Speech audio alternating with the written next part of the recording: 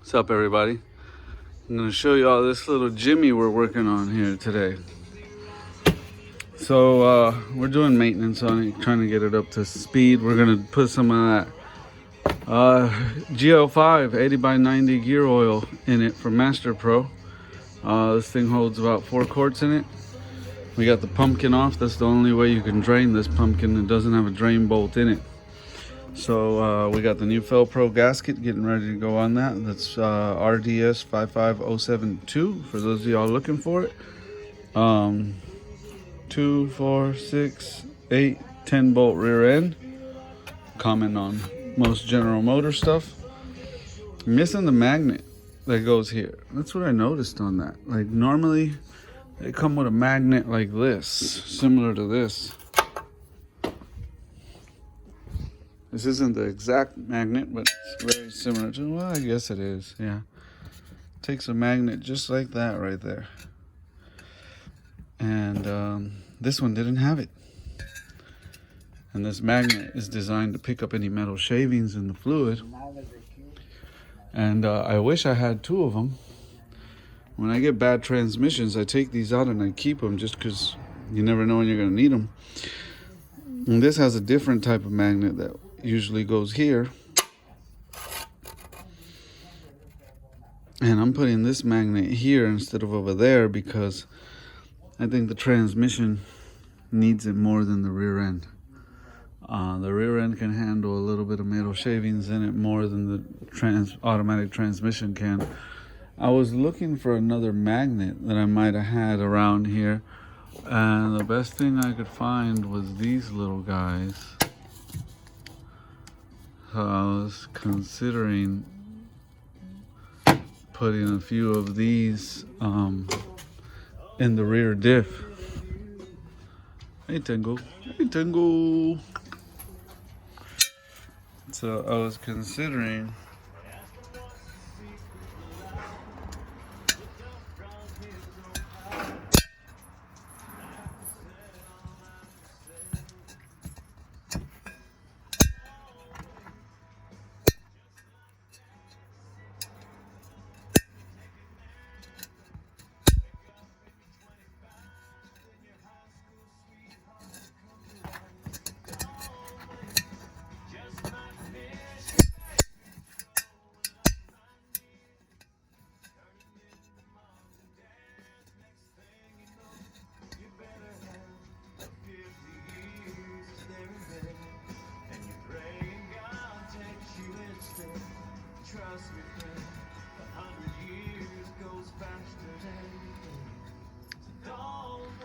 so these magnets spread out here. Y'all see what I'm doing? Trying to one hand put them on. They're not easy to separate. I didn't want to put these spread across like that in the transmission pan, so I prefer doing it here in the rear diff. Like I said, I don't think the rear diff will suffer as badly from not having magnets as the automatic transmission would. So this will at least have some magnets to pick up some kind of metal shavings. It has 5. So we'll do those. We'll put the gasket on here. We got it painted. And underneath here, we'll get that cleaned up a little bit. Use the DeWalt impact, put it back on, got it all drained out, left it draining overnight. I love how these Jimmys, this is a GMC Jimmy 91, I love how they have the leaf springs in the back. I would add an extra leaf spring for a little more bumper weight towing, you know what I'm saying? I've seen also online where guys upgrade the rear end on these from a 10 bolt to a 12 bolt, and get a 2-wheel burnout going on them while they do it instead of a 1-wheel burnout. Okay, so what else can I show you on this? Back to the transmission, we got the magnet over there. I'm going to show you those part numbers over here. The bottom part number, I use wicks on everything. I'm a huge wicks guy. They just make quality, and I like putting quality on cars. So that transmission wicks filter is a 58897. for the transmission filter. On top of it, what you're looking at is the Wix fuel filter. That's a 33841. And then on the bottom is your Wix air filter for the engine, and that's a 46040. In that transmission, we're just doing a drain and fill, so it's the same bottle, just a different logo. They switch up the logo on these things. That's their older design. This is the newer design. So don't be thrown off by that. It's the same thing. Full synthetic ATF. Dexron V6 and Mercron LV. This is what the vehicle called for in the computer. So I've seen people put Valvoline, a different Valvoline in it. I've seen people put this Valvoline.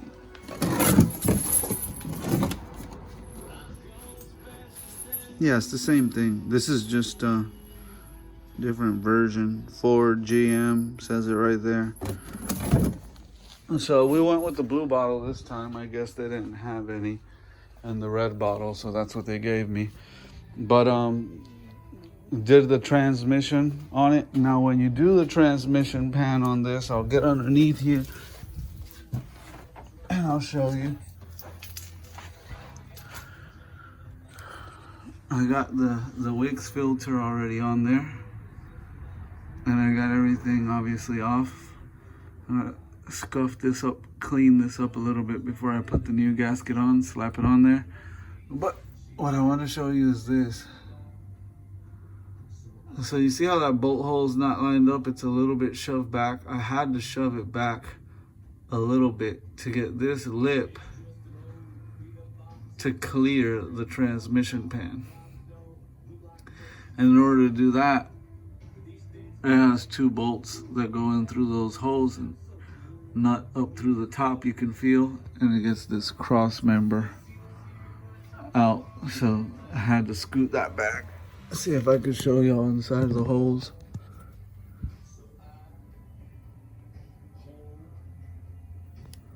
Can't show you the other one, the jack stands in the way. But so I had to scoot this back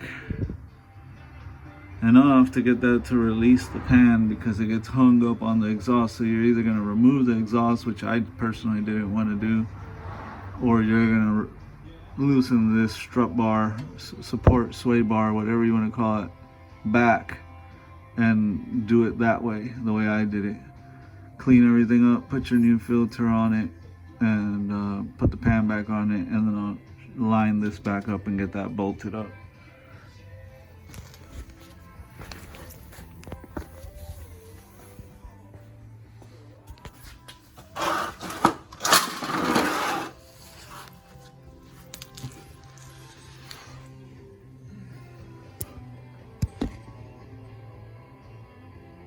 Went ahead and put a Wix XP oil filter on there.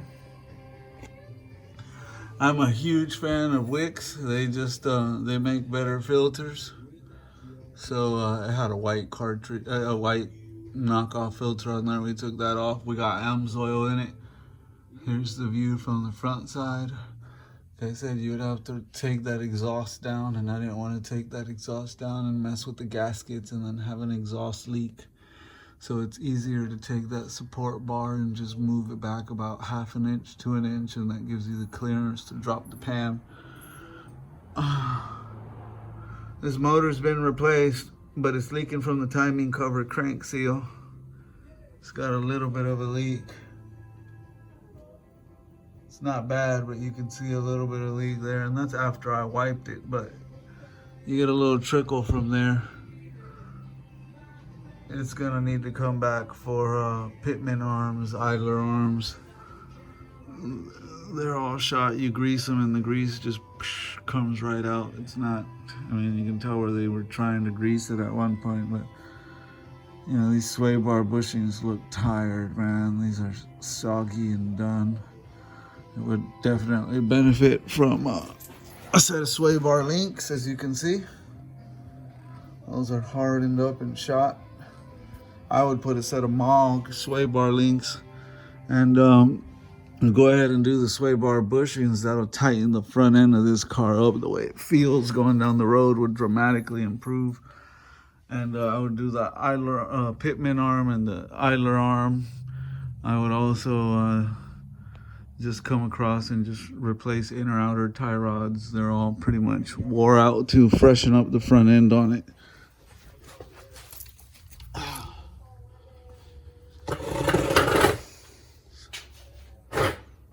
Pretty good looking Jimmy from the front.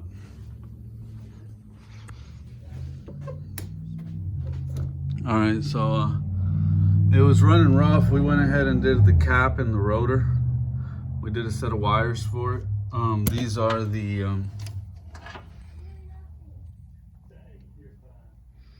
AC Delco Premium Silicone 7mm wires.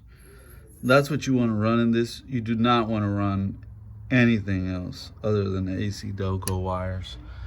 Cap and rotor obviously done, and spark plugs also done. It's a little harder to show you all the spark plugs.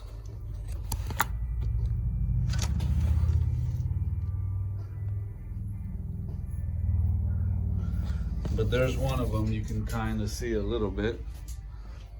The ones on this side are a little more of a pickle to get to. That one in that back corner over there and the one on the back corner over there, those two fight you pretty good. Those are the harder ones to get to. So here is the older spark plugs, the boots. You can see where they were burned on there. These boots, see how they're dry rotted and breaking? These things were done. And you could see where that wire was just burnt up on there. They did not want to come off. They were pretty scorched on there. I don't know how well you can see this, but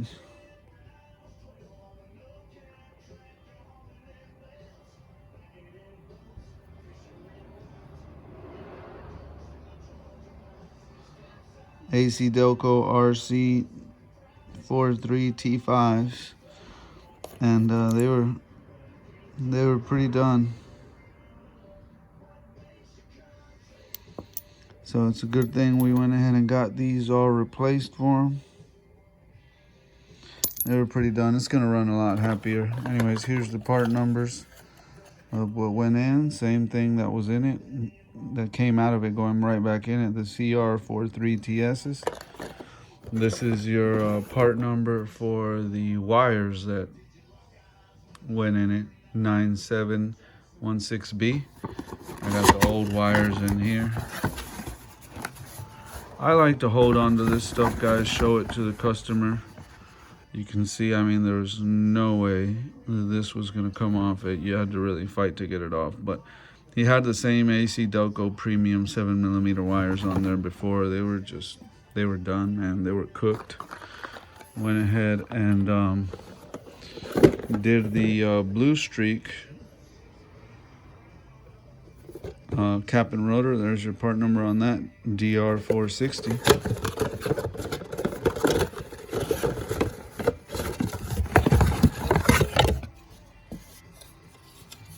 This one, they're running gray on this one.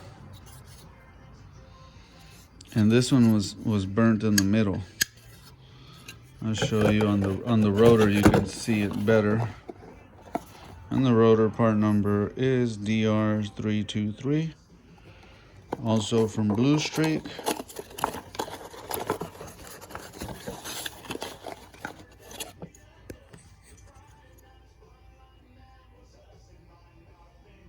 See where it was burning the center igniter on the tip, trying to make good contact, wasn't making a good contact. And so that was his problem with his ignition system. It definitely was time for a new rotor. And that was a foul connection right there at the top with the center. So it's a good thing that he's got a nice fresh one on there. We got the blue one from Blue Streak. Went ahead and also did the PCV valve positive crank ventilation valve. This thing was pretty baked too. Help it breathe a little. I mean, if you shake it around, you could hear it cycling still, but it just had a lot of oil and everything in it. So these things are fairly cheap. They're like $3-4. Anyways, positive crank ventilation valve, part number 191 from Microgard here.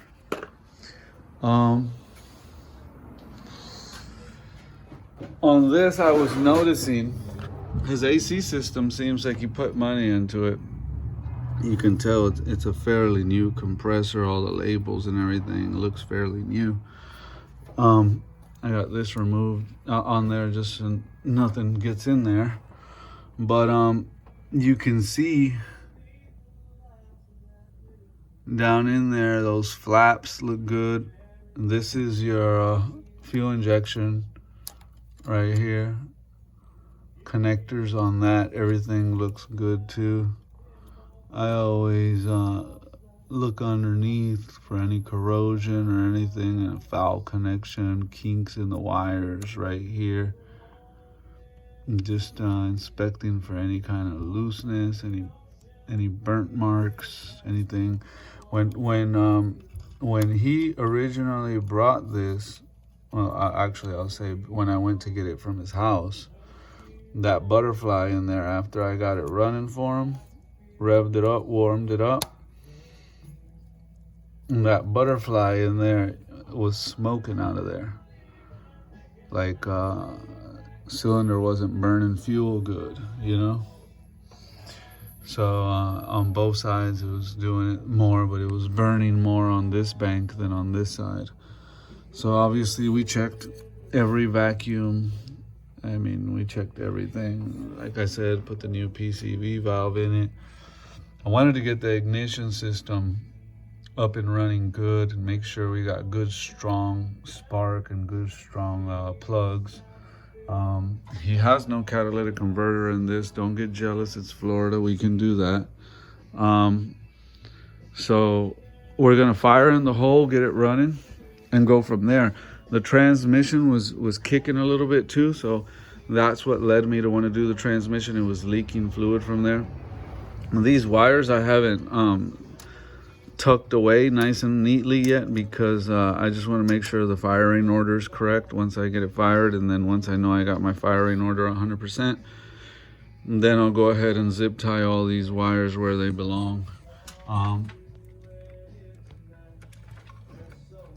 He had this cruise control connection missing, and I put a C-clip on that to make sure it's not gonna come off anymore.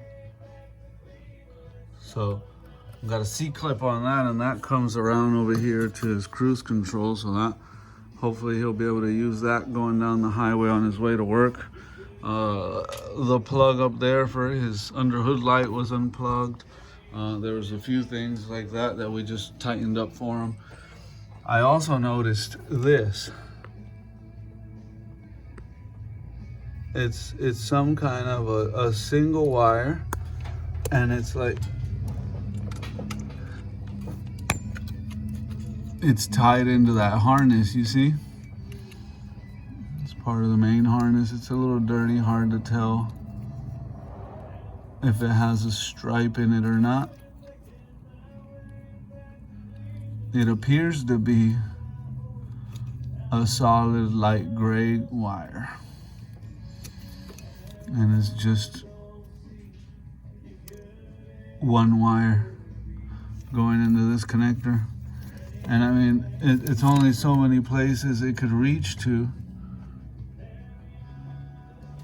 So I was looking around, stabbing around to see where that could have been plugged into, and I've yet to find where it goes. It's hard to show you guys, get the phone back here, but I've been back in here looking everywhere, plugs, inspecting the plugs on the back of that distributor. I can tell you that distributor was replaced not long ago. If you look under here, I can't really get a good angle to show y'all.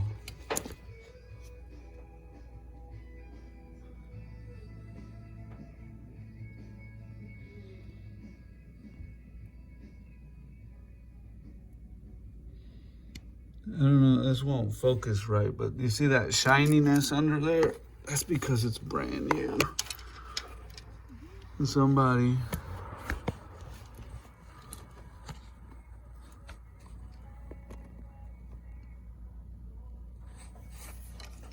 when you I should have recorded it with the cap off. With the cap off, maybe from here you can see it a little better. With the cap off, you can see the bottom of that distributor being new. So this distributor was replaced probably when they put the engine in. The coil hasn't been replaced, but the distributor has. And you got your ignition igniter up there, hasn't been replaced, but it's starting fine. And then this little relay, I'm not sure what it's for. I'd have to look it up online, but they've been playing with wires over here next to it. So I'm gonna look into exactly what that relay is for. Then I went around checking all the grounds on it, making sure grounds underneath and everywhere else were good on it. Like I said, it's a nice, clean little Jimmy. I like the wheels on it. It's got some new tires on it. It's got the big side window. Nice interior in it. It's a SLE model. Really like this orange stitching they got on it. Electric windows. Dash is in real good shape. This thing was garage kept.